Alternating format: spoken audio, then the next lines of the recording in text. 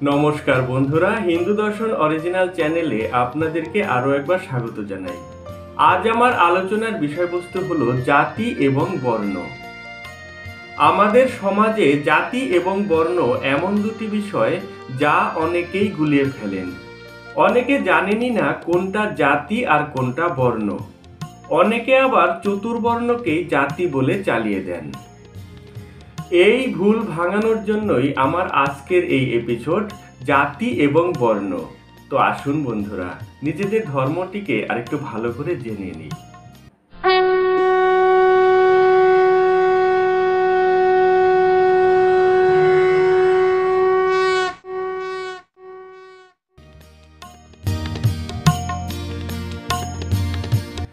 আসুন প্রথমেই আমরা জেনে নিই জাতি কি।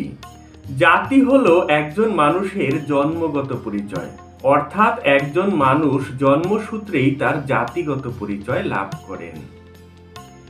আমাদের সমাজে অসংখ্য জাতি রয়েছে, যেমন কায়স্থ জাতি, মাহিষ্য জাতি, কৈবর্ত জাতি, নমশূদ্র জাতি, বৈদ্য জাতি, সদ্গোপ জাতি, চামার জাতি, চণ্ডাল জাতি, তেলি জাতি, উগ্র ক্ষত্রিয় জাতি, পৌন্দ্র ক্ষত্রিয় জাতি ইত্যাদি আরো অনেক আছে।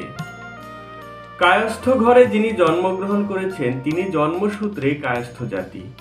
মাহিষ্য ঘরে যিনি জন্মগ্রহণ করেছেন তিনি জন্মসূত্রেই মাহিষ্য জাতি। নমশূদ্র ঘরে যিনি জন্মগ্রহণ করেছেন তিনি জন্মসূত্রেই নমশূদ্র জাতি।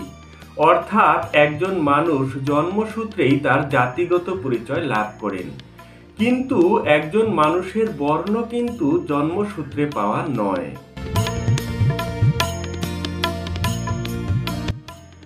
আমাদের সমাজে চারটি বর্ণ রয়েছে: ব্রাহ্মণ, ক্ষত্রিয়, বৈশ্য এবং শূদ্র।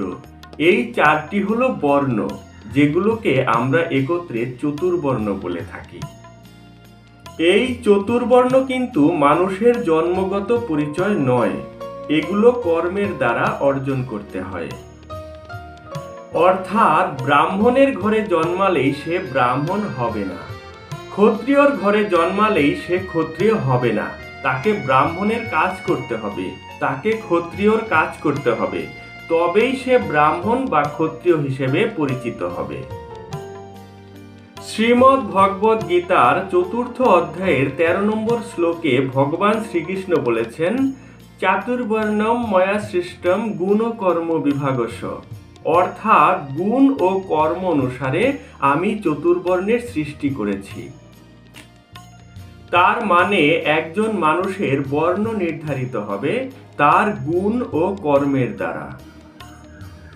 শ্রীমদ্ ভগবদ গীতারই অষ্টাদশ অধ্যায়ের ৪১, ৪২, ৪৩ এবং ৪৪ নম্বর শ্লোকে ভগবান শ্রীকৃষ্ণ বলে দিচ্ছেন কোন কর্ম করলে মানুষ কোন বর্ণের অধিকারী হবেন।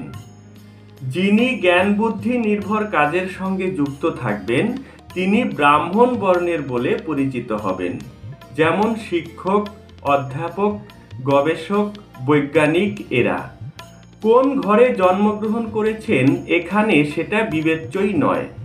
এই কাজগুলো যিনি করবেন তিনিই ব্রাহ্মণ।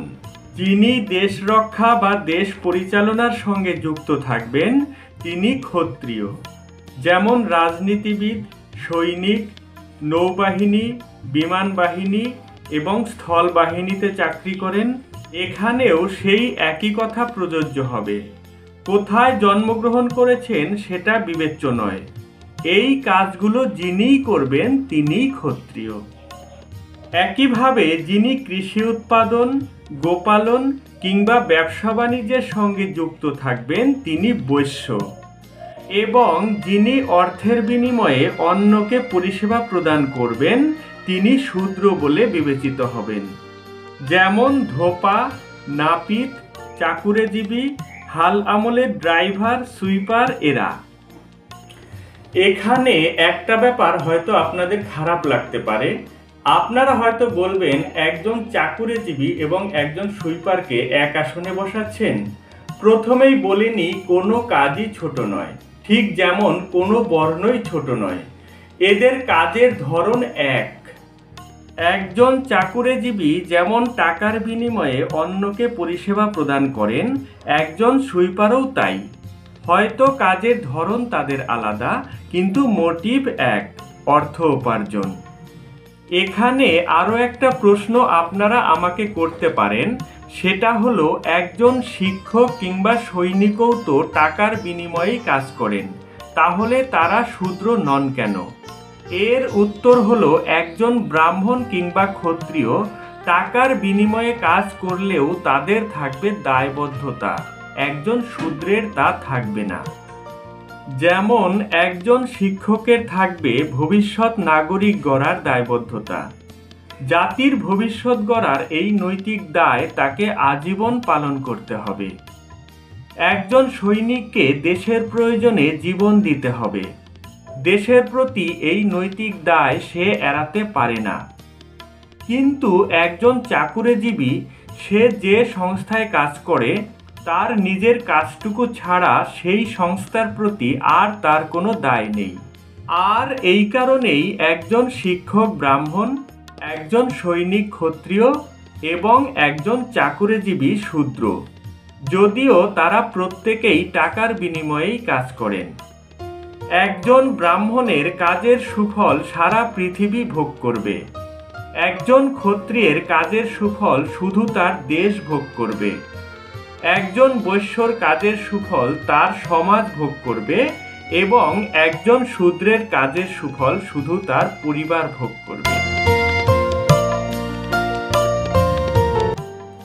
জাতি যেহেতু একজন মানুষের জন্মসূত্রে প্রাপ্ত, তাই একজন মানুষের জাতি কখনোই পরিবর্তন হতে পারে না। একজন কায়স্থ কখনোই মাহিষ্য হয়ে যেতে পারবে না, একজন মাহিষ্য কখনোই নমশূদ্র হয়ে যেতে পারবে না। কিন্তু মানুষের বর্ণ পরিবর্তন হতে পারে। ব্রাহ্মণের ছেলে যদি সেনাবাহিনীতে যোগ দেয়, তাহলে সে ক্ষত্রিয় হয়ে গেল। ক্ষত্রিয়র ছেলে যদি ব্যবসা বাণিজ্য শুরু করে, তাহলে সে বৈশ্য হয়ে গেল।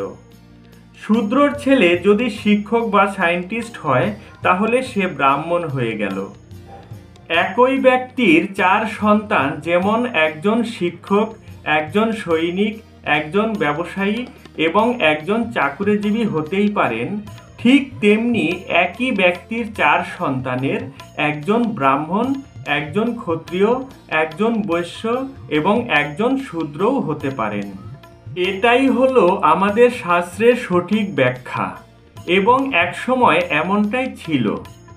কিন্তু দুঃখের বিষয় হলো, কিছু স্বার্থবাদী মহল তাদের সংকীর্ণ স্বার্থে এই বর্ণ ব্যবস্থাকে জন্মগত করে ফেলেছে, যা একেবারেই ভুল।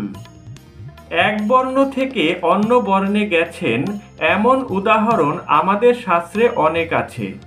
মহামুনি বাল্মীকি এবং মহামুনি ব্যাসদেব শূদ্র থেকে ব্রাহ্মণ হয়েছিলেন। দ্রোণাচার্য ব্রাহ্মণ থেকে ক্ষত্রিয় হয়েছিলেন। বিশ্বামিত্র মুনি ক্ষত্রিয় থেকে ব্রাহ্মণ হয়েছিলেন। বিদুর এবং কর্ণ শূদ্র থেকে ক্ষত্রিয় হয়েছিলেন। অর্থাৎ বর্ণ জন্মগত নয়। একজন মানুষের পেশা যেমন পরিবর্তন হতে পারে, একজন মানুষের বর্ণও তেমনি পরিবর্তন হতে পারে। তো বন্ধুরা, আজ এ পর্যন্তই। দেখা হবে আরেকটি নতুন ভিডিওতে। ধন্যবাদ, নমস্কার।